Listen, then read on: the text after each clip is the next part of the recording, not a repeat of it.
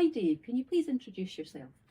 Hi, my name is David Singleton. I'm an IC designer here at CirrusLogic, and I'm part of a team working on Cirrus's new family of high-performance audio converters. And can you please give us some more details on exactly what euphonic audio measurements are? Yeah, so audio devices are typically assessed using a set of standard datasheet measurements such as total harmonic distortion and dynamic range.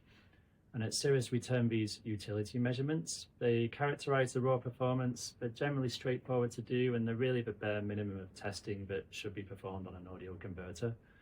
The problem is that these tests often have a complex or weak correlation with the actual listening experience, and devices that have very similar headline datasheet specifications can often actually sound very different once you get them into a critical listening test. So in contrast, euphonic measurements are those that directly relate to the perceived sound quality, the audibility of a playback system, and they offer a more meaningful evaluation of how a device will actually sound from the perspective of a listener. And how do we use them in CirrusLogic? Here at CirrusLogic, we use these euphonic measurements to expose any characteristics of an audio converter that we know can impact just how good it sounds. Examples of these include low-level tones that may in fact be below the noise floor modulation, objectional distortion characteristics, and artifacts from digital filtering which we would consider result in a converter that is insufficiently transparent.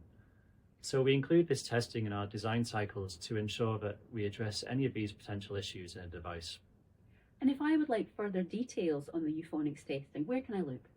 Yeah, sure. So we've actually just published an article all about euphonics testing, and it is now available on cirrus.com.